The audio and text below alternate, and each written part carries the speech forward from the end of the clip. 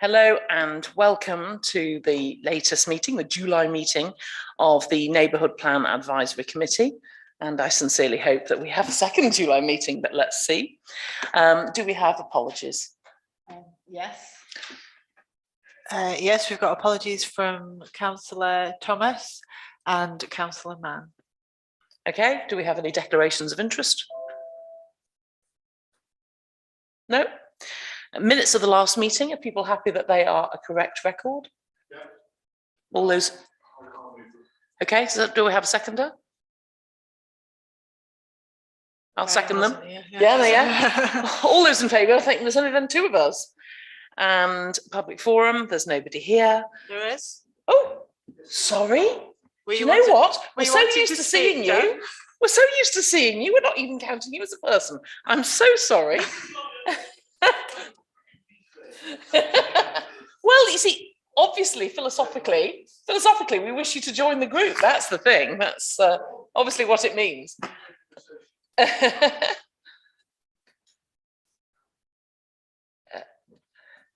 Oh, if you just press the green button. Yep, thank you. Yep.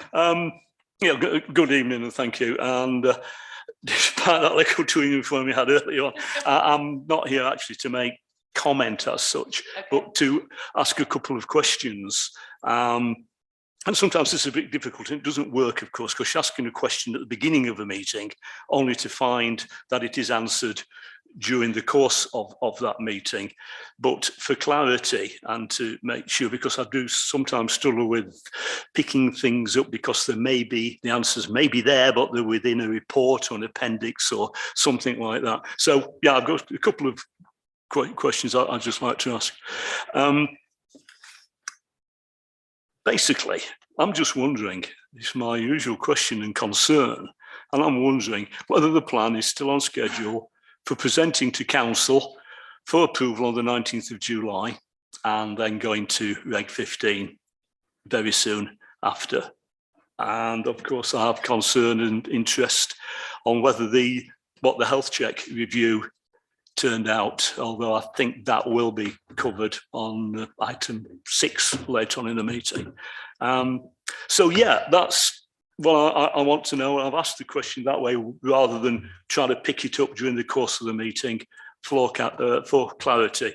And also, of course, to say and to add that as an interested resident of Colne, to give support to the team and again to say thank you. And of course, if I dare ask, if these plans are not on the schedule, what is happening to try to pull it back and what revised dates do we see as of now? Thank you for that. Thank you for that, John. We obviously will be covering that. So if you are prepared to stay for the rest of the meeting, you'll find out. It won't be such a long meeting, I promise. So the next thing is the health check review. That's item 6. I thought that this was not, it wasn't like one of those awful MOTs that your car has extensive rust or anything like that. There were many small little tweaks. There were things to consider, and there were things that we may want to do. And as a result, you've all seen the document where we have put in our suggested thoughts, changes. And Jerry, at the end of last week, very kindly sent some sage words on transport for that section. And I'm afraid, my fault, I was very busy and I didn't forward that to Gina. They're very sage words. Jerry has just said, would in the words, we like him to sort of quote sort of legislation and sources. And I said, yes, which obviously led him to go, oh, because that's harder. But, you know, I think so, please. But we've just sent that to you, Gina, and it's obviously specifically to do with transport. So I explained at the last full council that I'd done quite a lot. I thought it was going to be half an hour of a job, but it turned out to be quite a lot of work. Again, on the list of non-designated heritage assets, that comes up as item 7. And I've explained why that is. It's to bring it into compliance with the 2021 NPPF. It hasn't changed any of the meanings, it's just changed the justifications for all the various structures and properties. So, apart from Jerry, does anybody else have any other bits of input for the health check review? David's given input, I've given input. Can I give this to John? What is it? The copy of the health check and response. Oh, right. Oh, yes, of course, of course. I mean, and John, feel free if you want to join the advisory committee, we can co-opt you. And you know, we want lots of different people to have their input and be part of it. And we've benefited hugely from people who aren't councillors giving their expertise on specific areas, whether it's to do with architecture or footpaths or whatever it is. Everybody brings something to the table. So perhaps that's something you'd like to consider.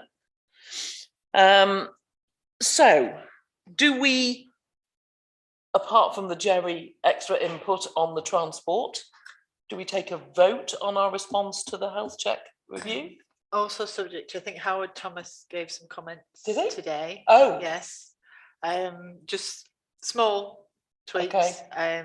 But yeah, I've got those. He did send them to you as well. oh, it must have been when I was on my borough council email. Probably, yeah. Okay. Can I just have a quick word? And I think then the action point is, so once we've got all the comments in the health check, Yes, then Michael / Kirkwells will use it to update the main plan, yes, plus any other supporting documents that they relate to. that's it. And as you say, there are only tweaks in there, thankfully, so nothing fundamental in there, which is good. Yes. And And there are that, suggestions in there that we may or may exactly, not wish to exactly. take. There's things we could do over and above what we're required to do as well, Yes. which are nice to have, but not necessary as well. Yes. So, yeah. So, for example, I discussed with Neil Watson whether we needed a statement of common ground with Pendle Borough Council, and he didn't actually say words, but he sort of snorted a bit. So I'm feeling, no, we don't need to do that. We're dealing with Microphone's Oh. on, sorry. we're dealing with Pendle Council and speaking to them, and that, you know, that's that working relationship. So, Gina, how would you like to play this, given that we've got some small things to assimilate into the document late in the day, and I've not even seen what Howard said. Do we just vote on this via email and just say, yes, we put it forward, or subject to? We can do. We could do it subject to. Obviously, I haven't seen Jerry's comments yet. Yes. Either.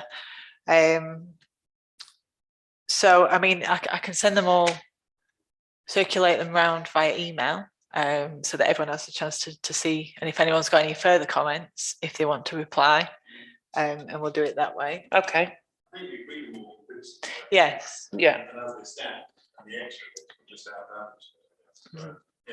okay, so Paul. Thanks, Sarah. I just had a, I wish I brought my glasses. This text is pretty small. The comment that refers to the document that the CONBID has produced on conservation areas, I wasn't quite clear what the intent was with that, because it says we can now easily do this, which is about being more explicit as to what elements create a traditional design. And yeah, it says we can now easily do this, as the CONBID has done a leaflet on the Colne traditional shopfront. Is it proposed that we actually just refer to that document as part of this? I'm so sorry, Paul. It's probably a fortnight since I read it. Right. So if you could just perhaps read it out, read what the comment is, and then yeah. Oh, it's number 28, page 32, relating to shop fronts. In the conservation area.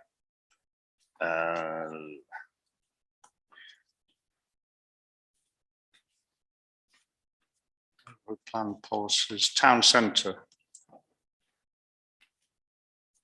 I'm not sure that it relates specifically to conservation area. Policy indicates that proposals affecting shopfront should be of a traditional design and appearance, in inverted commas. To aid the effective implementation of this requirement, an explanation should be provided as to what traditional design is. Appendix 1 may form the basis of this approach, but the justification for the policy should be more explicit as to what elements create a traditional design. Explain what is meant by traditional design in inverted commas. And the comment alongside that is, as I say, we can now easily do this as the Colne bid has done a leaflet on the Colne traditional shop front. Yes. So this is outside our redevelopment zone, and therefore it is within the Albert Road conservation area. And that's the bit in our plan where we have said we welcome and recommend traditional shop fronts. The Colne bid leaflet is a concentration of a very long document on the Pendle Borough Council website, which is their DPD, SPD, DPD is a delivery company, SPD on design for shop fronts. And it's like a sort of 60-page document. So we distilled that from a Colne perspective and got Neil Watson's buy-in that it is correct for Colne. But it really is specifically not the bit that's the redevelopment area.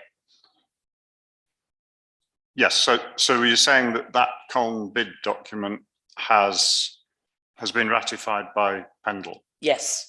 Pendle planners, right, okay. So my question is, are we proposing to simply use that document, or is this saying that with reference to that document, it'll make it easy for us to introduce something into our I think it plan? would just be easier to use that document because it exactly follows Pendle's guidelines.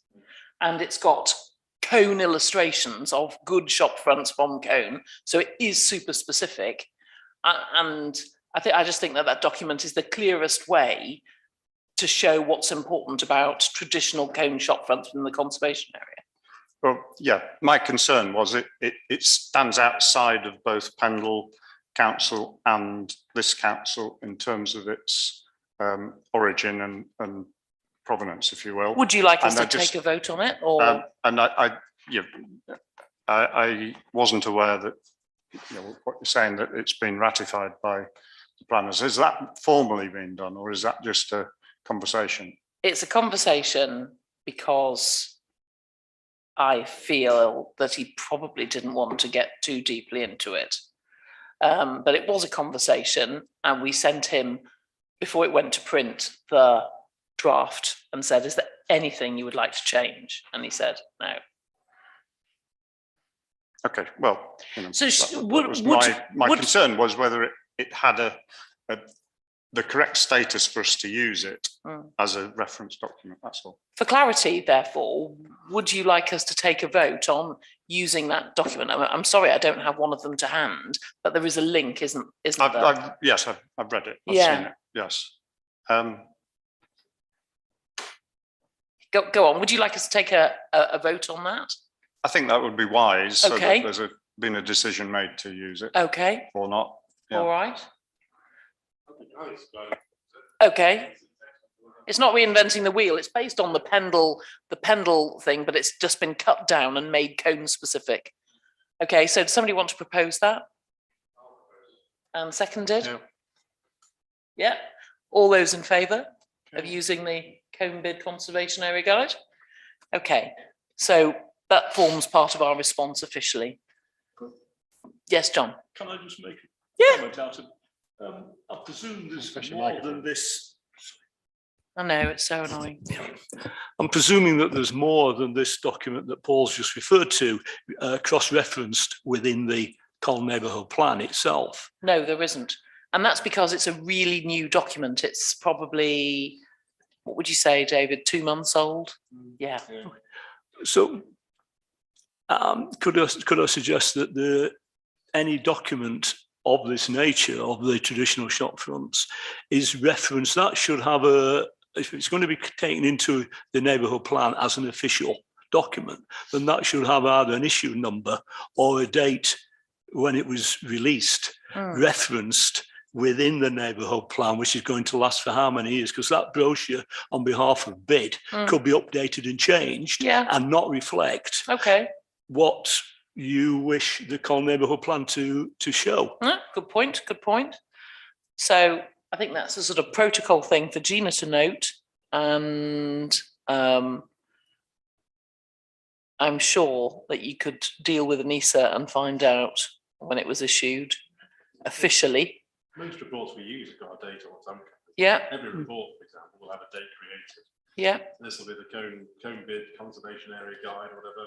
In fact, it's 2022. Yes. And as John says, if it's updated because we all like it in the future. Yeah. Yeah. Okay. All right. Good point. Thank you, team. So the health check review, Gina is going to send round to us all just for our final sort of look at. List of non-designated heritage assets. I've explained, I've had 2 goes at it. The first was the justification. The second was just checking with the maps what was in conservation areas and what wasn't. And I found that I made some errors, thought I knew, but in fact, sometimes things cross over the road and they're funny shapes. And I was a bit surprised on a few of them. So that was just me checking and making sure that was right. So if we could have a mover and a seconder for adopting that as the late updated version and making sure that's on our website. I will definitely move that one. I'm not saying I'm sick to the back teeth of it, but flipping out. It is 36,000 words of. It is 36,000 words. Yeah. Seconder? Splendid. All those in favour? Brilliant. Okay. So Gina, if you could put that on the website so that we really do feel we've washed our hands of it at this point. Okay. Now, item 8. So you see throughout the health check review, there were... Sorry. One extra bit of news, of course, is that the Lancashire list is being put together as well. Yes. And they're doing a heritage list of all of the stuff in Lancashire, and they've got funding for it, et cetera, and they're obviously looking around for where they can get this information. And obviously, we're ready to slot in all of our wonderful non-designated heritage assets. So, dearest Olivia Burks has got an enormously big WeTransfer download. She's got every single photograph that was ever taken. There's hundreds and thousands of the damn things, and she's downloaded it all and working through it. So we'll be prominently put in the Lancashire list as well. Because currently we're a black spot and we don't have any heritage assets in Cone if you look on their map. So we're going to be hopefully flooded with interesting places to see. Okay, so 8. So you saw throughout the health check that we had, this should be reflected in policy, the words should be changed, just little tweaks throughout. And we had very much hopes that tonight was the night that we would be reviewing that and voting for it. But our consultant, Michael Wellock, is ill. We don't know for how long. We don't know with what. We don't know anything about it, really. But we are very concerned because it comes at a pivotal time for us all. So Gina has written to Kirkwells and said, we need somebody, our contract is with the professional firm, we need somebody to be doing these final tweaks to our plan and doing our basic conditions document, which is item 9 on today's agenda. Because once we've got those 2, it's for us to review those 2 final documents, and then we're at the stage whereby it goes to full council, and then we move the whole lot onto the desk of Pendle Council. Gina's smiling in anticipation, but it's not happened yet. Brian? Have we had a response from Kirkwells? No. We do have the response of the first, which is the one that you forwarded to us, and that does sound encouraging. You know, we've got Michael hopefully being well enough to look at the documents this week and then they'll find out where they are at the end of the week, and then that they can take alternative action if necessary. Yeah, So, but we just don't know I felt a bit more encouraged by that Did you? response on the first, I have to say. Okay, from my perspective, we just don't know how far away we are. No. We just don't know, and it's the not knowing, I suppose. So I just think that we need to keep the focus on, to keep the chivying on, because it's not anything that any of us can do in this room. Otherwise, we would do it. Frankly, we absolutely would. If I could do it, I would do it, but I can't, and nobody else can either. So we just need somebody to do it so that we can do that final review and it can go to full council. And I'm sure as soon as Gina hears something more firm, perhaps with a new date, she'll be straight back in touch, and we will have another of these meetings. It might even be in the day, and hopefully it'll be quick, just to move it to the next stage. But we just don't know when that's going to be at this stage.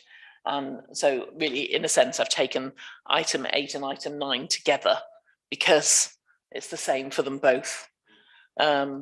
So outstanding issues, well, the outstanding issues are the item 8 and item 9. Future month's agenda, well, it's item 8 and item 9. And essentially, unless anybody's got any other questions, that's us, I think, done for tonight. And I thank you very much for coming, because we have moved it on a tiny bit. It was worthwhile having this meeting. I always think that, we've just moved it on a little bit. So, one thing I haven't said is that I had long discussions with both John Holton and with Neil Watson. So they are primed at Pendle Council. They are waiting for our neighbourhood plan, which is good if we were in a position to do that. But at least they know where we're up to, and they've actually written that into the latest version of the scoping document for their own local plan. They've actually written the status of our plan into it. David and I reviewed that last week. So there we are.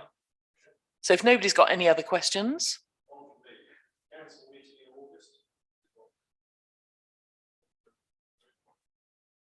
There is one. It's the 20-something. I'm not quite sure if anyone's got a calendar on there. It'll be the second week in August. Tuesday. It won't be the 20-something then, will it? The 16th. Right. All right. Well, let's hope that we are progressing towards the 16th. Also, I suppose I ought to mention about Historic England, because that's been another thing last week. Historic England put in an objection to our plan, saying that it will cause harm. This caused us anxiety, didn't it? A lot of anxiety. And in the absence of Michael Wellock, I took it upon myself to ring them up, which I think surprised them a bit. And, I said the plan is to do with protecting heritage and all of this. And she said, oh, so I felt a lot better after this next sentence that she said, which is any plan that designates any housing at all, they'll just do a blanket, it will cause harm. And we're not to worry about it. Apparently, all that happens, it's a process. It looked worrying to us. We were worried, but it's a process that we're not to worry about. Essentially, they just tick the box that says it will cause harm. And then for all of our 15 development sites, we have something called an HIA, a Heritage Impact Assessment, which can be as small as a paragraph. And then that ticks another box. Is there an HIA? Yes, there is. And then that harm is scoped out by Pendle. So it's just, that's where we're up to in the process. But we saw it will, and we were hurt, weren't we, to be honest? We were hurt. So that has been going on in the background, but it's not something to be concerned about. I don't think she really made it clear in the email, did she? Wasn't clear to what me. she actually meant by it, so, yeah. Just to add as well, the locality guidance on SEAs is that essentially you should engage with your local authority to see what they think about it. So if they flag a potential issue or some sort of impact, then you liaise with your planning authority, which Sarah has done, and they have confirmed the route that we should take. So therefore we have their buy-in already. Yeah, I've So that's spoken good. to John Holton. He's perfectly sanguine. So, Jerry. Just a quick question. I take it that the councillors have all received all the documents up to now, apart from the CNDP and the Basic conditions. the basic conditions. Yeah. Yeah. So all they've had the opportunity to read all those, so they've only got to monitor those last two. The last two. So there isn't too much demand on the councillors. No. Excellent. No. Thank you. Okay. All right. Thank you very, very much. Hope to see you all soon.